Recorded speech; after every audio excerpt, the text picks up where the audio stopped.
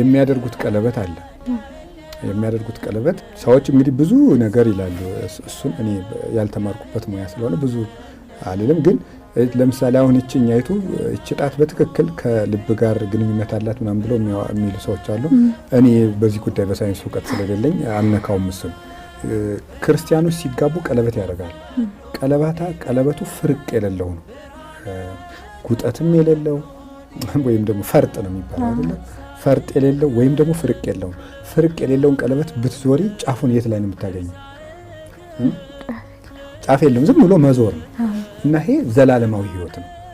ለዘላለም በመንግስተ ሰማያት አብረን እንኖራለን የሚል ፍቺ ይዘው ነው እስከ ወዲያኛው ዓለም ይሄ ዓለም አልፎ በሚመጣውም አልፎ የምንጸድቅበት ትዳር ነው ለማለት ነው። ያችን ቀለበት ክብ ቀለበት የሚያደርጓት እና መፍታት ሌላ ሰው መጨመር የማይቻልበት ምክንያት ዘላለማዊ ሕይወት ነው። ፍርቅም የለችው እና ፍርቅ ስለሌለው መፋታትም አይቻልም። ለምን?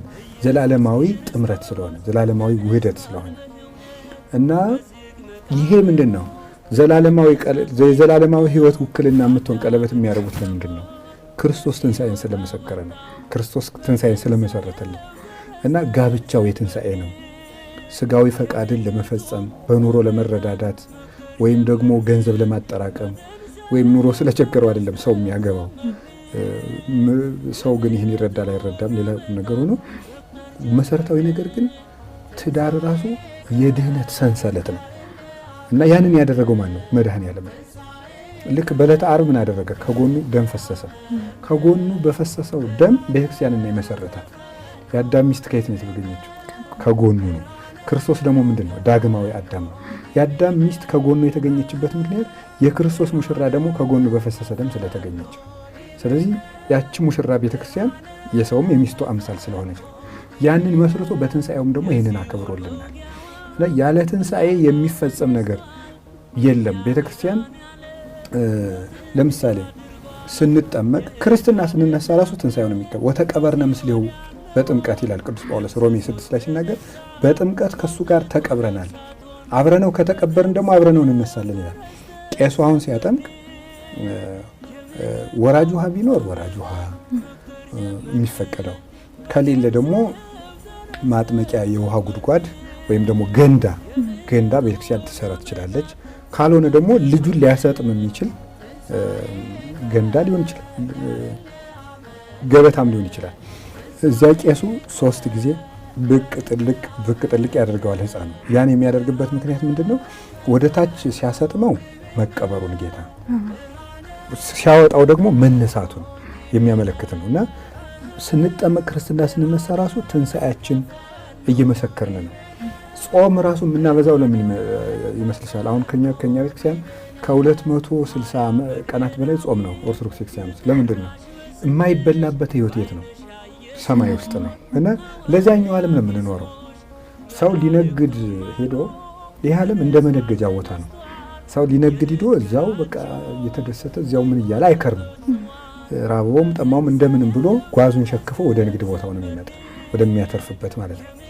እና እኛ ይሄኛው ዓለም ወደዚያኛው ዓለም መጓዣ ነው ብለው ስለሚታሰብ አብዛኛውን ከምግብ የምታወጣን ቤተክርስቲያን ለዚህ ነው። አሁን ራሱ ሲነሳ እግዚአብሔር ያሳይሽ ሲጾም የከረመ ሰው ነው። 55 ቀናት ሲጾም የከረመን ህዝብ በቃ ክርስቶስ ተነስቷልና ቅዳሜ ማታ ብሉ አይደለም የምትለው፣ ወይም ደግሞ ክርስቶስ ተሰቅሏል እንግዲህ ዓርብ ማታ እንብላት። ጭራሽ እሁድ ራሱ ሌሊት ወዲያው በቃ ብሉ አይደለም የምትለው። 55 ቀን ለጾመ ሰው እንደገና ደግሞ የማክፈል ረሃብ ትጨምርለታለች። ይሄ ክብራችን ነው። የሰው ልጆች ክብራችን አለመብላት ወደማንበላበት ወደ ሰማዩ ናፍቆት መውሰድ ነው። ያ ስለሆነ ወደዚያ ነው። መብልና መጠጥ ክብራችን ስላልሆነ የክርስቶስን ትንሣኤ ታስጠጋናለች። በጾሙ ራሱ ስናከፍል እናድራለን።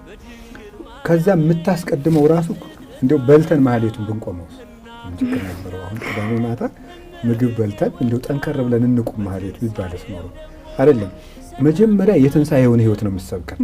ለነፍስ የሚሆንን ዘላለማዊ ደስታውን መጀመሪያ ተሰብከንና ከዚህ በኋላ ነው ምግቡ ረጋ ብለን የምንመገበው። ክርስቶስን አስቀድመን ምግብን እናስከትመላለን። በዚህ ዓለም ላይ ግን አሁን ሰዎች የተቸገሩት ምግብን አስቀድመው ክርስቶስን ኋላ እያደረጉት ነው። መብልን፣ ገንዘብን ፊት ያስቀድሙታልና መጀመሪያ ክርስቶስን ታቆርበንና ከዛ ምግብ ሁሉ ትለናለች ማለት ነው። ከምግብ በፊት ራሱ ክርስቶስ እንድንቀበል ማድረጉ ቁርባኑ ራሱ ክርስቶስ ነው መጀመሪያችን ለማለት ነው እንጂ በልተን ብንቆርብ ሌላም ምስጢር አለው።